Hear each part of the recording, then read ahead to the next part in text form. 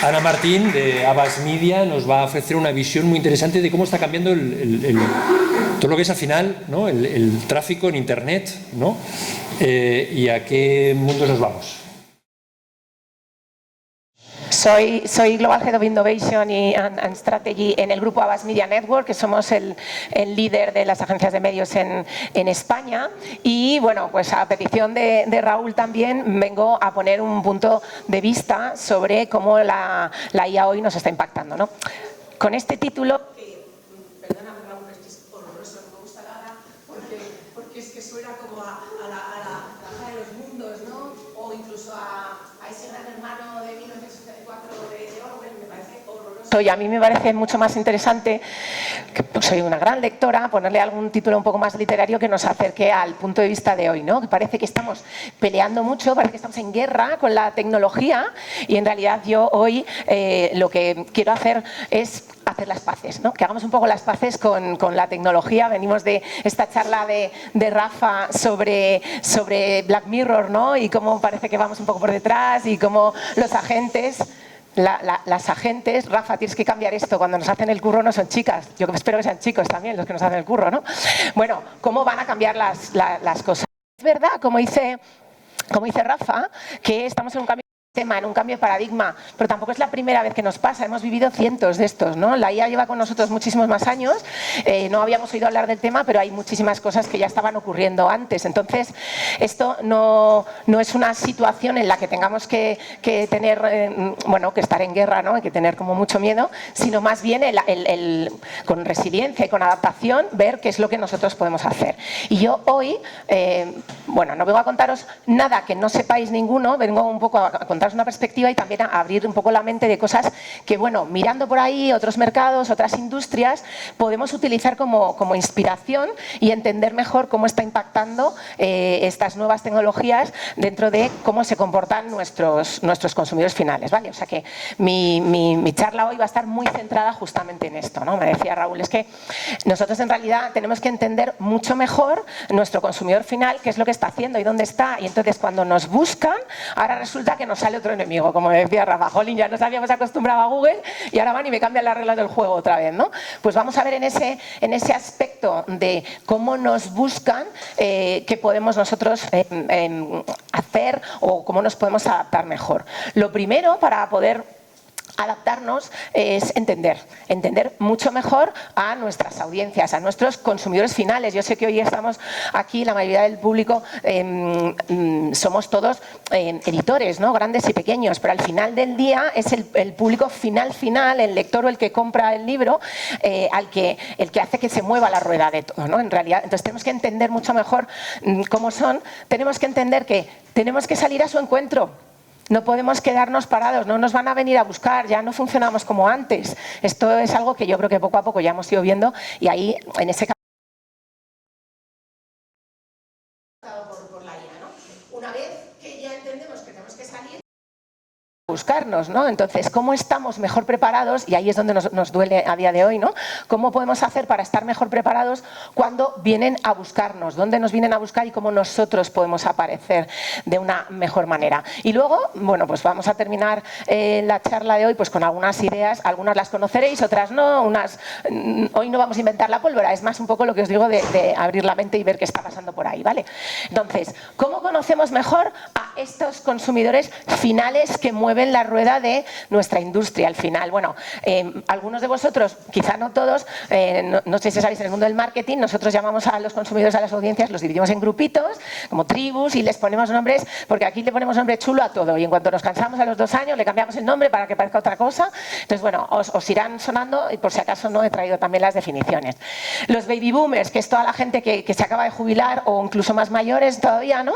Que es qué tipo de cosas valoran cuando están haciendo búsquedas en general comerciales, pero en lo que nos atañe a nosotros. ¿Qué es lo que busca la gente más mayor? Pues sencillez, ¿no? Porque no son nativos digitales, han entrado en el uso digital de muchísimas plataformas, pero bueno, vamos más despacio, tiene que ser todo más sencillo, ¿no? O sea que centrándonos mucho, si esto es nuestra audiencia, en la simplicidad y en no pasarnos de frenada con el sobreestímulo, ¿no? Que esto viene para otras generaciones.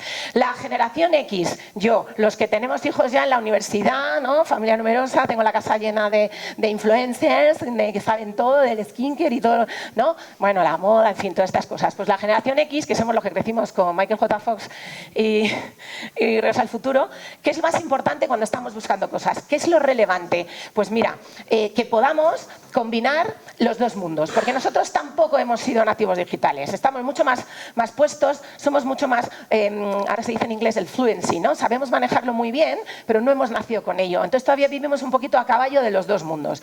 ¿Qué es lo más importante para nosotros? Que nos den el tiempo para poder reflexionar. Yo quiero poder buscar en condiciones, pero luego quiero poder contrastar esa información en otros sitios y demás. Y de paso hemos aprendido, nos ha costado a esta generación, pero ya hemos aprendido que también podemos comprar de forma digital siempre y cuando podamos tener el tiempo para reflexionar, ¿no? Es un poco el ir y venir. Esto que habréis oído también algunas veces del fenómeno digital y el online, decía Rafa. Claro, ¿quién se iba a plantear hace unos años que la gente no iba a ir a Zara a comprar la ropa, ¿no? Auge del e-commerce. Pero la gente sigue yendo a Zara a probarse la ropa, ¿eh? ¿Sí o no? Sacas una nueva colección, el Uniclo de Castellana sacó una colección este verano, no me acuerdo de quién era, la gente durmió en la puerta de la tienda. ¿Vale? Es un fenómeno de hibridez. Estamos acostumbrados al on y al off. Uno no se come al otro, se nutren y se mejoran en ese sentido, ¿no? Luego pasamos a los millennials. Ejemplo, mi compañero Jorge, que está aquí, millennials. Pues todos los que están teniendo bebés pequeños, ahora mismo niños muy pequeñitos, o si no los tienen porque no quieren, da igual, pero más o menos en esas edades para que os hagáis una idea. Estos han crecido. Tampoco son nativos digitales, depende del tramo donde te haya pillado, pero bueno, el mundo del Tetris, etcétera. Cuando buscan en redes sociales, ¿qué es lo que más valoran?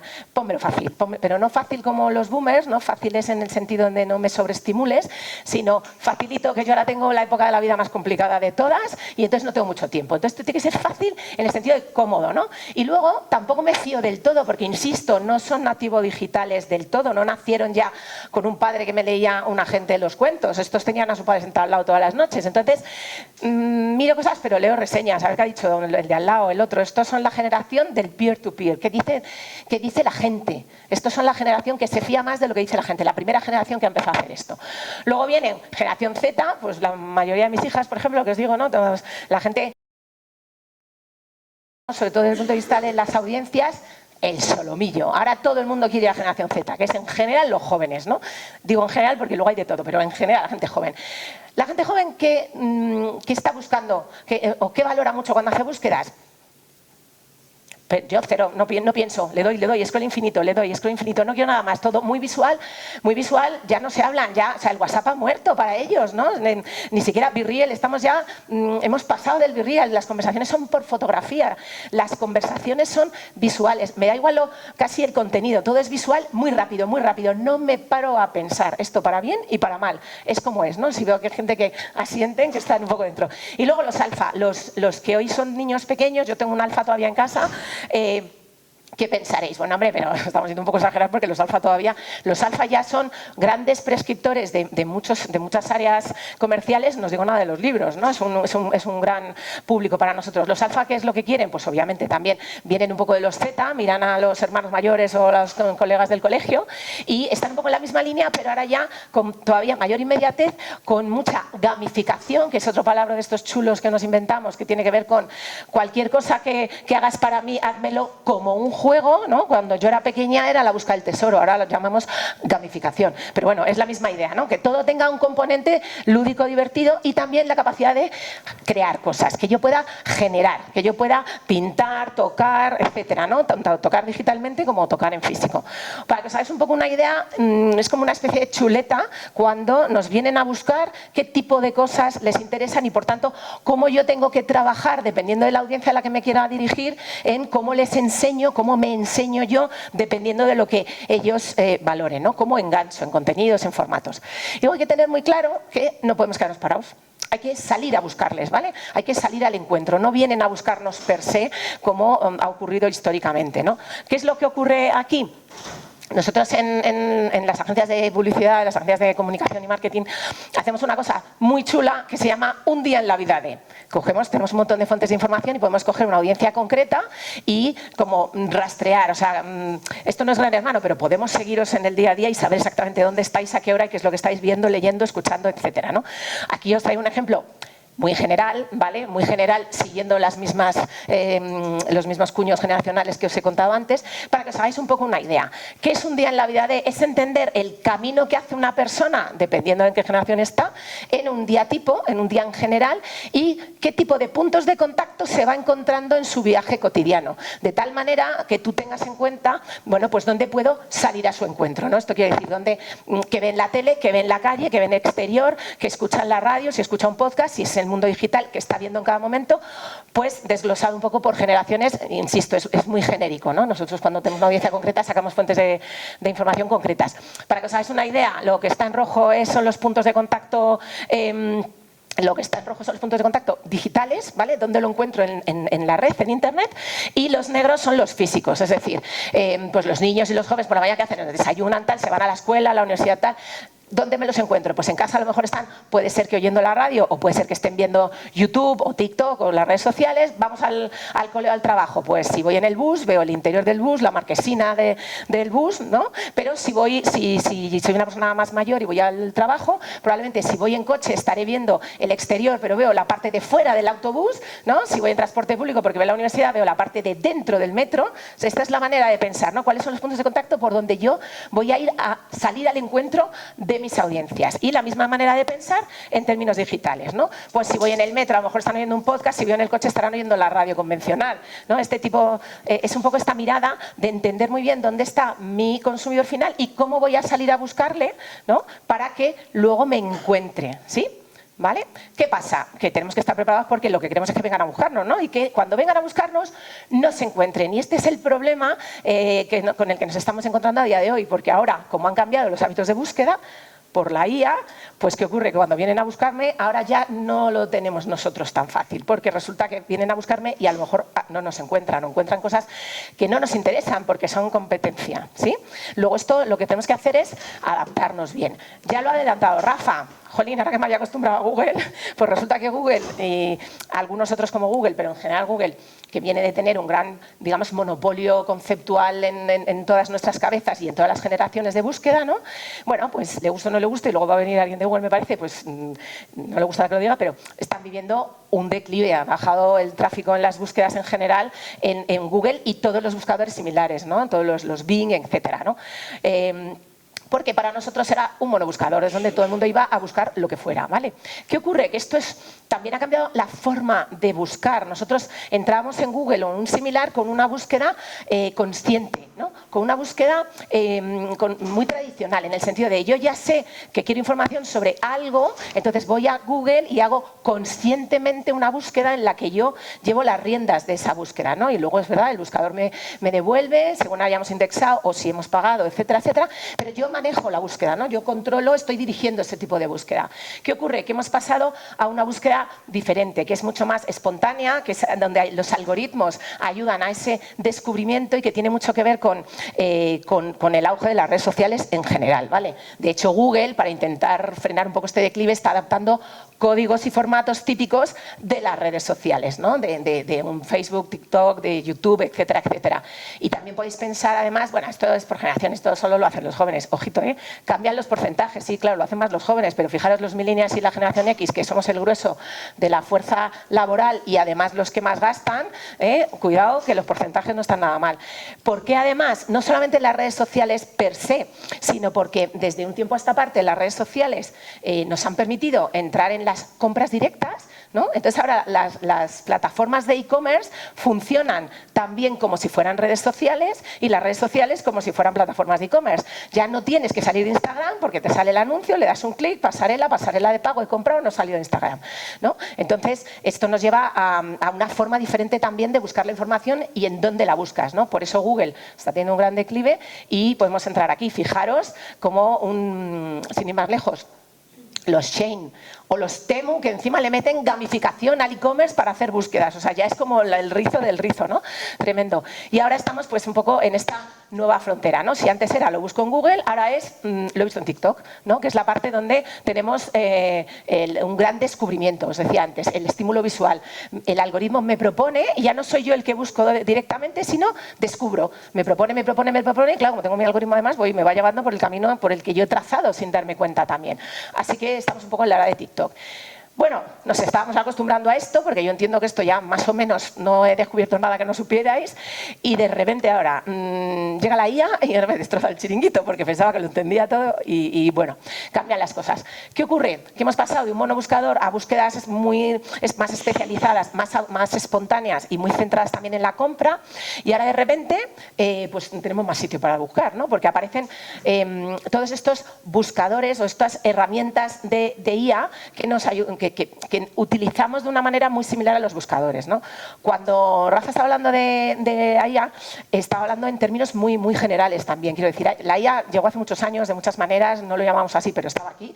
Y ahora escuchamos muchos mensajes que nos dan mucho miedo. Ya lo decía Rafa, no es que no es lo que ven en las películas, no nos van a dominar ni van a comerse a nuestros hijos, ¿no? La IA son muchas cosas, podemos estar hablando de humanoides o podemos estar hablando de wetware, pero no es el caso. Cuando estamos hablando de buscadores en IA, estamos hablando de grandes modelos de lenguaje, ¿vale? Que son estos motores grandes de búsqueda que funcionan de una manera diferente, ahora vamos a ver un poquito, y que son los que compiten con este comportamiento de búsqueda del común de los mortales que somos nosotros. Pues en vez de irme a Google o en vez de irme a TikTok, ahora me voy a ChatGPT, ¿no? Ahora estamos en la era de, es que me lo ha dicho el ChatGPT. Es un poco, hacemos el mismo tipo de camino, ¿no? Y claro, Rafa ha hablado mucho del extranjero, ¿no? Porque en Estados Unidos y China, tal. Ojo, que podemos pensar, no, que en España esto nos queda mucho porque esto no va a llegar tal. Estos son datos del 24, no tenemos el acumulado del 25 porque no hemos acabado el 25 todavía.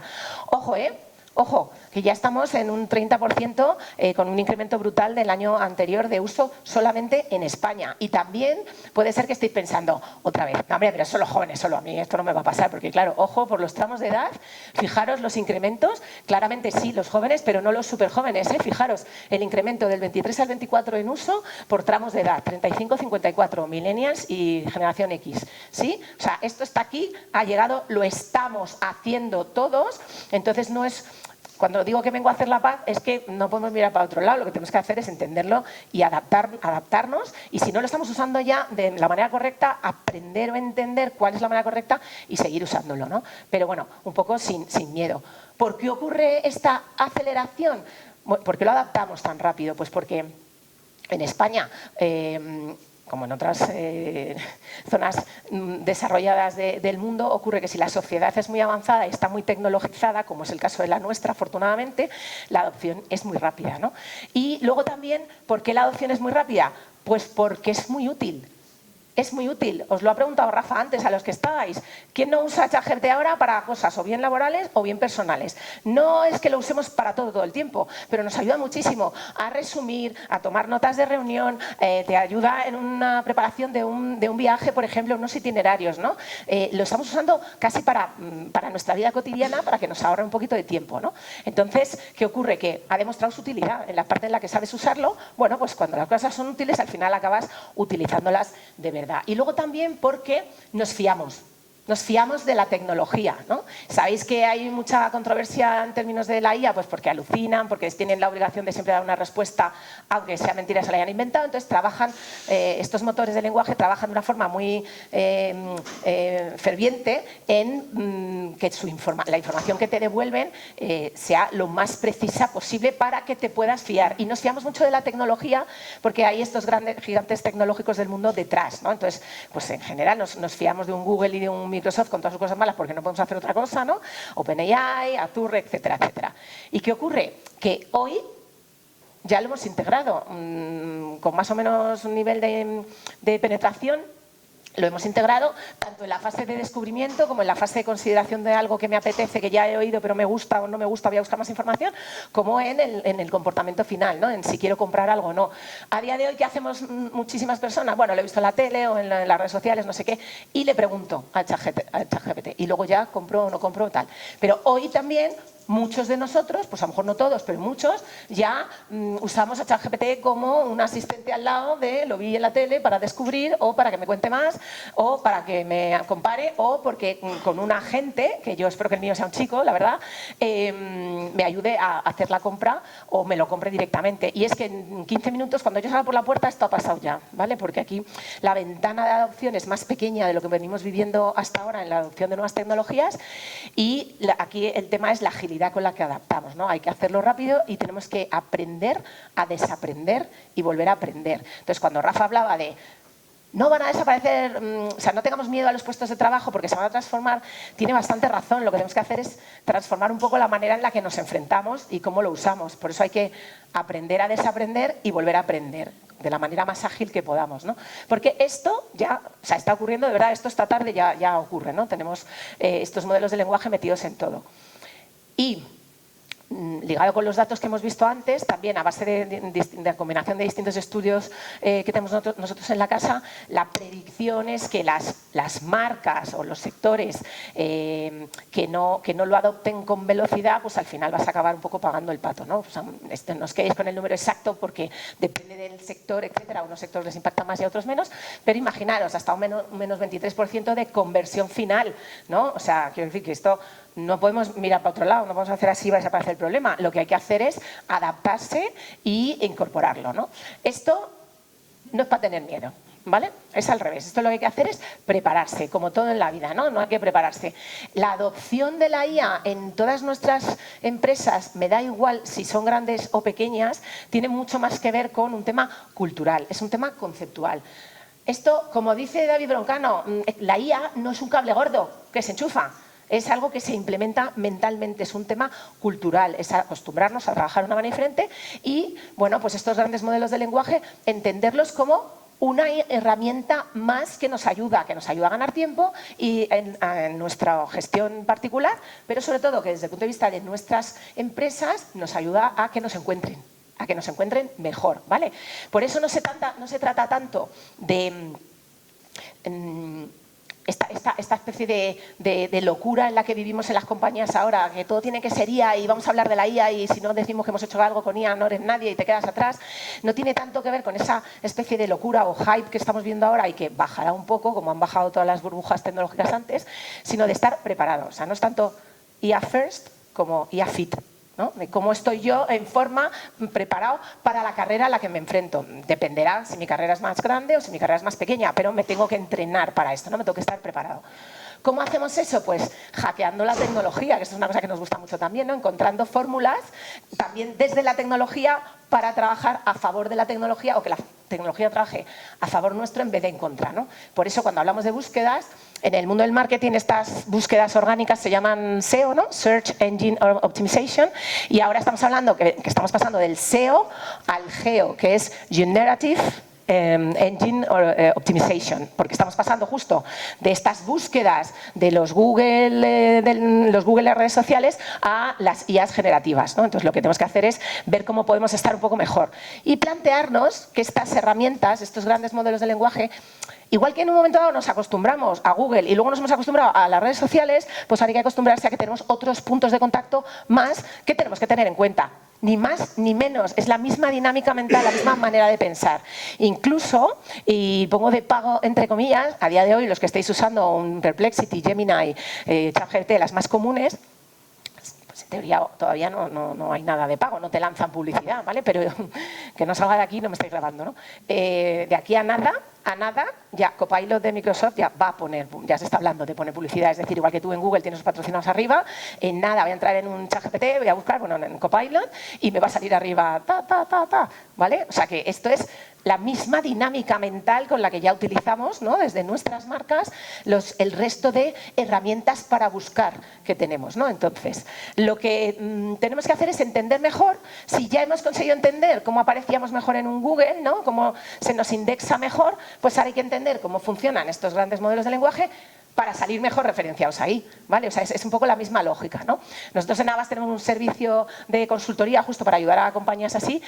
Yo os voy a dejar unas pinceladas simplemente, ¿vale? Pero lo que tenemos que entender es que estos modelos de lenguaje funcionan a base de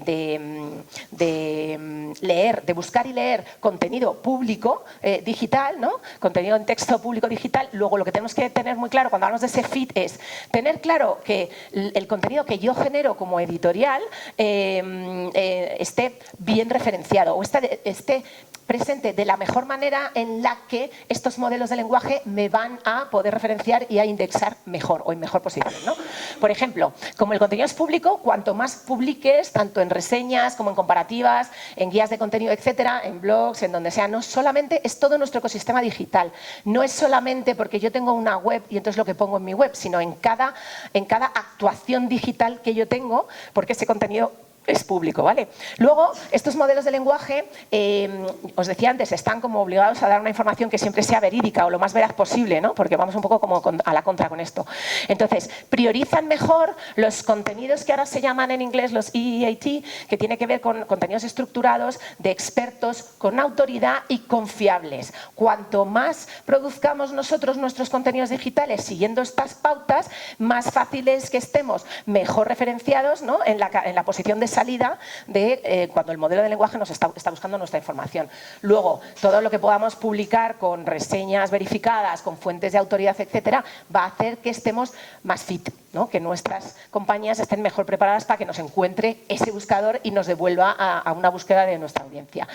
Luego, las búsquedas conversacionales. Esto lo tenemos claro, ¿no? A Google le dices pan fresco y al ChatGPT le cuentas la pelea que has tenido con tu mujer anoche o con tu marido, ¿no? Pues nosotros tenemos que funcionar de la misma manera. Cuanto más nosotros repliquemos en nuestros contenidos digitales el lenguaje conversacional, más fácil es que luego un buscador de IA te referencie, ¿no? Entonces, si a Google le decimos libro de recetas, pues para que nos referencien bien es mucho mejor la búsqueda conversacional. Un libro de recetas para celíacos con toques orientales, porque es como hablaríamos nosotros de modo conversacional. Y luego, esto es universal, esto no lo ha traído la tecnología ahora, la reputación digital, que esto significa cómo hablan de mí terceros. Cuantas mejores relaciones nosotros tengamos con terceros que hablan de nosotros en general, pues esto ya lo habíamos inventado cuando no existía Internet también. Cuanto yo mejor me lleve con los medios de mi sector y cómo hablen de mí, o medios o referentes de mi sector, mejor saldré referenciado también en buscadores, ¿no? Por aquello de la autoridad y la confiabilidad. Entonces, no lo sé, voy a poner un ejemplo que seguro que no me estoy equivocando, pero yo qué sé, si dependo mucho de libros.com, pues cuanto mejor me lleve con ellos y mejor me publiquen mis referencias, mejor voy a indexar también en un modelo de búsqueda de IA, ¿vale? Bueno, por dejaros unas pinceladas. Entonces, hemos hablado de, para entender mejor cómo podemos adaptarnos, tenemos que conocer mejor a nuestro consumidor final, dependiendo de quién sea. Tenemos que tener claro que hay que salir a buscarle, no solamente esperar. Cuando ya han hecho esa fase de descubrimiento, van a venir a buscarte y te van a venir a buscar también con buscadores de IA. Por eso tenemos que entender mejor cómo estos buscadores de IA funcionan.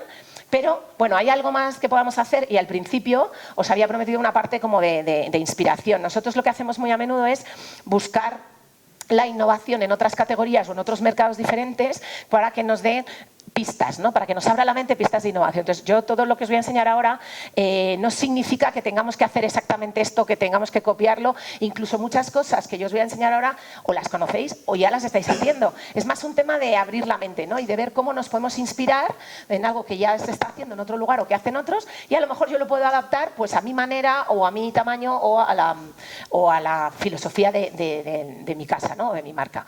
¿Qué ocurre? Hay algo que es siempre imbatible cuando hablamos de tecnología y es ofrecer experiencias, ¿no? Las experiencias pueden ser también digitales, pero ofrecer experiencias. Esto funcionaba ayer, funciona hoy y va a funcionar siempre, siempre. La tecnología nos va a ayudar a que la parte humana esté mejorada, no nos va a sustituir o por lo menos no lo vamos a vivir nosotros. Entonces no vamos a preocuparnos hoy de esto, ¿no? Luego, ¿para qué nos ayudan las experiencias? Nos ayudan mucho a generar, más allá de la transacción, una conexión emocional. Ayudan con la lealtad, aunque la lealtad a día de hoy ya no es lo mismo, ¿vale? No nos van a ser súper fieles los consumidores todo el tiempo, pero bueno, podemos entrar en lo que nosotros llamamos un checklist de preferencia, ¿no?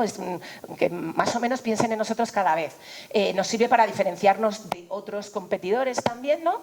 Y sobre todo ayuda mucho a tener una relación más memorable y a que si queremos que haya más participación, ojo, lo que os decía antes, referenciar reseñas de terceros promueven más que esto ocurra, ¿no? Luego las experiencias siempre nos van a ayudar y aparte una cosa que indexa muy bien y que es muy de sentido común es que cuanto más auténticos somos y somos auténticos en nuestra capacidad humana, no en nuestra capacidad tecnológica, más y mejor referenciados vamos a estar, primero, y segundo, mejor vamos a conectar con ese consumidor final que al final quedábamos que era quien movía la rueda, ¿no?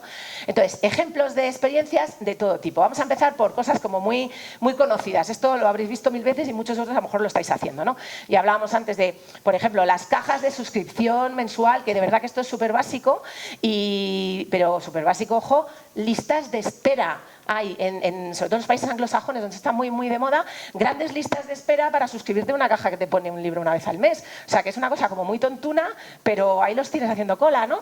Versiones venidas a más y mejoradas, ¿no? Pues mi libro, pero también con el momento del disfrute de la experiencia, ¿no? Con un té, pero entonces ya me vengo arriba con una taza que tiene que ver con el té, que tiene que ver con la portada del libro, entonces todo hace un match y entonces somos todos mucho más felices. O sea, son cosas como muy tontunas, pero muy efectivas. Ojo, que si Mahoma no va a la montaña va a Mahoma, ¿vale? Estoy acabando. Si Mahoma no va a la montaña va a Mahoma. Pues ya hay un montón de e-commerce en otros países que te traen el libro. Cuidado, que esto no solo es la India y Estados Unidos. Globo, que lo tenemos aquí, está empezando a hacerlo en otros países. Ahí os lo dejo, ¿vale? O sea que esto no es tan complicado.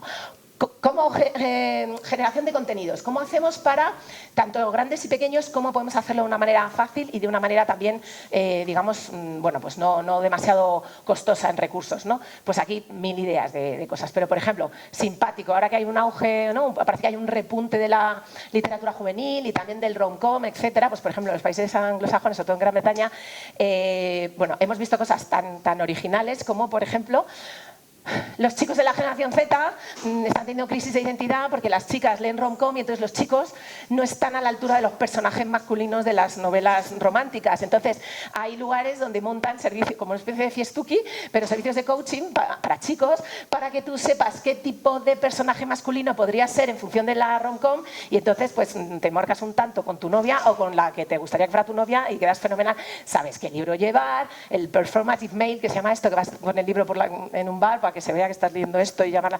Esto está pasando, ¿eh? Ojo, formas de generar contenidos también, ¿no? Como se supone, aquí corregirme si me equivoco, pero por lo que he estado leyendo por ahí, las mujeres tienden a leer más que los hombres también, y sobre todo en estas generaciones más jóvenes, pues es más difícil enganchar, ¿no? Pero sabemos que a los hombres les gusta mucho también el salseo, ¿no? Y si no, ¿cuántos no? Fijaros los niveles de audiencia del Marca. ¿Nos gusta el salseo o no nos gusta el salseo? ¿Sí o no? Aquí también nos gusta mucho. Pues ahora está muy de moda en la generación de contenidos lo típico, ¿no? Que habéis oído, pues te cuento una historia pero no te digo cuál es el libro al final. Bueno, pues hemos evolucionado en eso.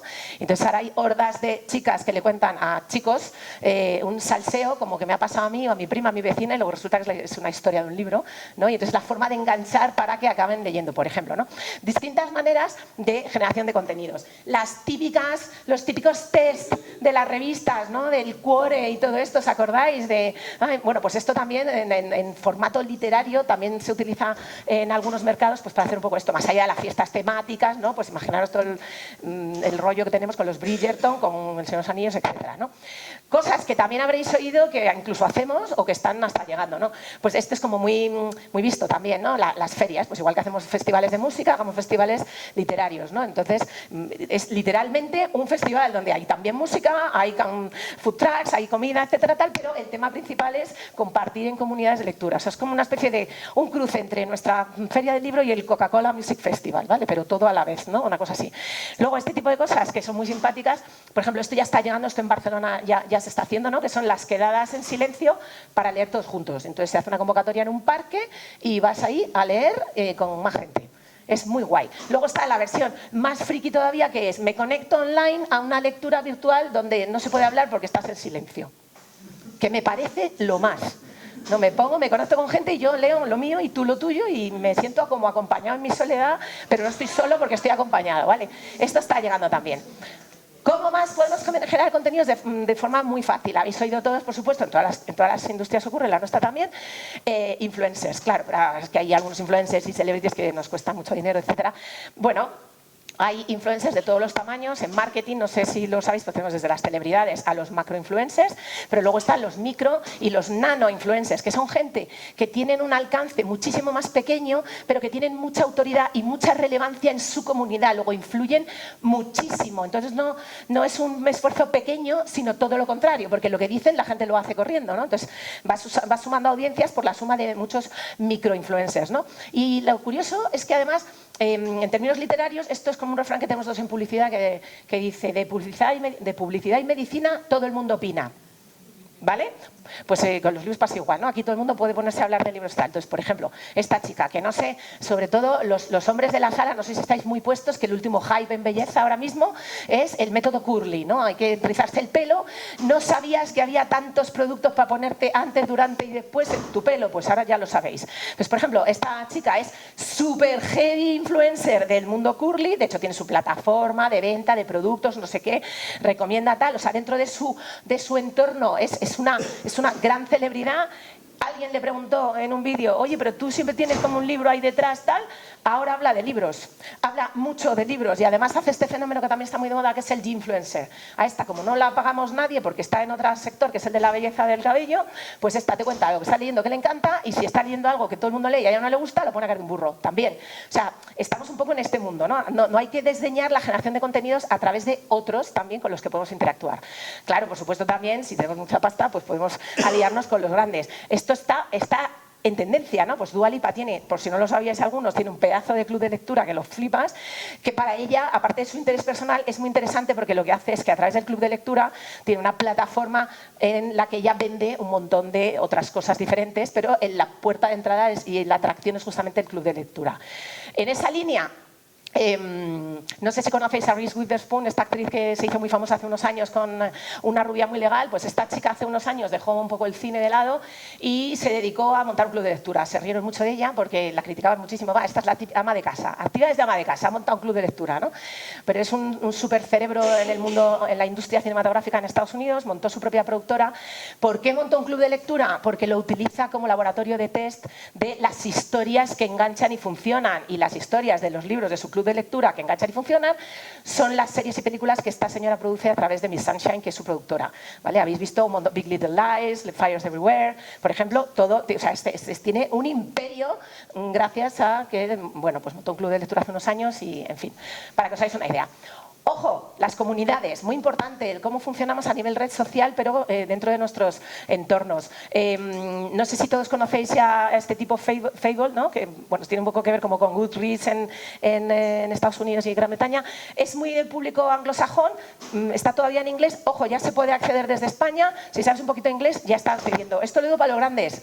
Esto se puede copiar ya. Es brutal, es una red social que habla básicamente de libros, tiene otras temáticas, pero básicamente es para compartir intereses sobre libros. Tienes clubes de lectura también. Tiene una cosa muy fantástica, que es que puedes comentar sobre capítulos y no haces spoiler, y entonces solo tienes acceso al capítulo que está.